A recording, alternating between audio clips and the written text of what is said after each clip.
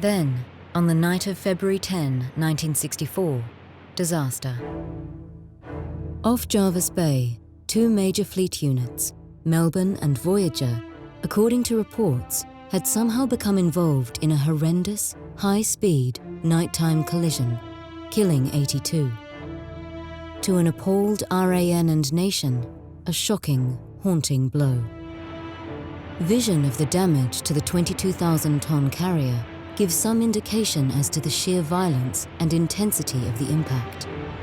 Though rescue efforts were exemplary and 232 lives saved, uncomfortable murmurs and rumours would soon surface.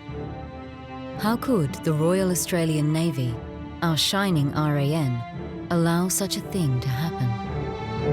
HMAS Melbourne was operating aircraft. It was a night flying exercise.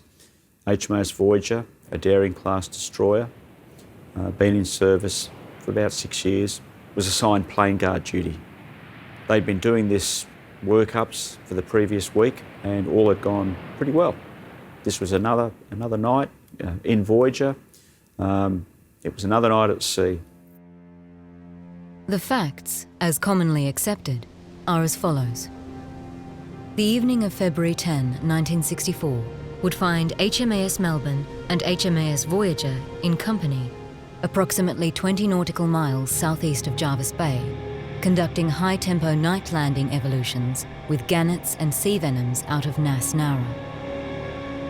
Signed as plane guard was Voyager, which had closed up during the afternoon and was awaiting orders to take up station from the senior ship. The night was moonless, the weather fine, and the sea calm on a slight swell.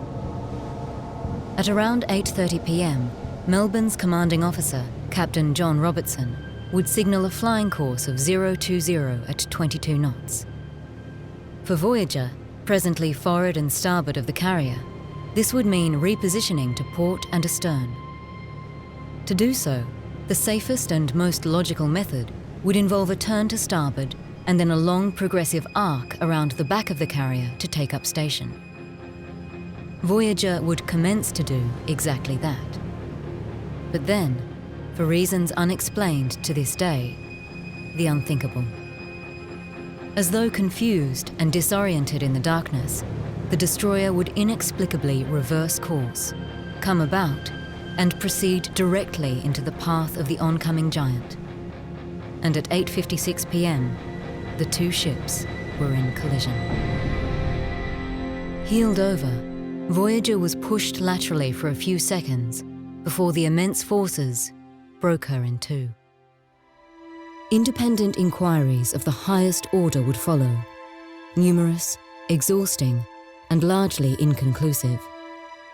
As it was, most key witnesses, including Voyager's captain and bridge watchkeeping officers, had been killed upon impact, rendering meaningful conclusions next to impossible. The day after, the morning of the 11th, would find a lonely, gouged and torpid warship, an aircraft carrier no less, limping meekly towards dry dock at Garden Island, where engineering personnel waited anxiously. For the carrier and the RAN both, a time to repair, reflect, regroup, and redeploy.